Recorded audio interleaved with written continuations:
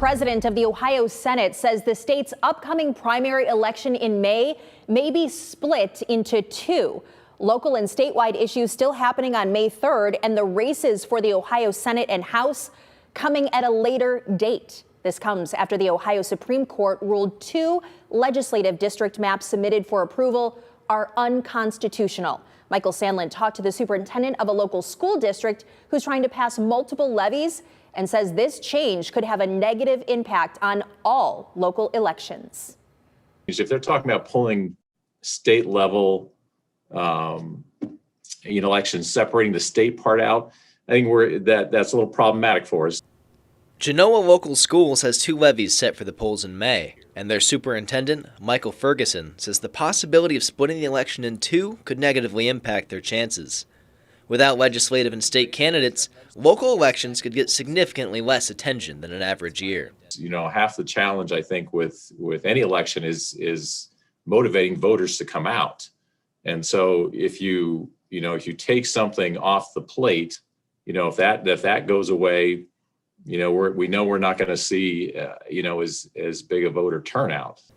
Ferguson says in a normal year, they see about 1,300 people come out to vote, or less than 30% of registered voters in the area.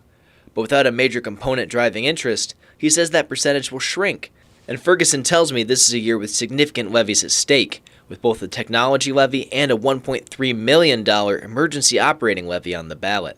The emergency operating levy not passing, that we already have at least 11 staff cuts on the table, along with a freeze on open enrollment in the kindergarten level.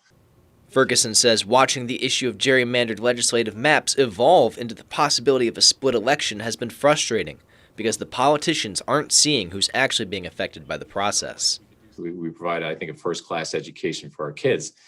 Anything that interferes with that or slows that process down, they're the ones that pay for it. And ultimately, in the long run, our community pays for it. For WTOL 11, I'm Michael Sandlin.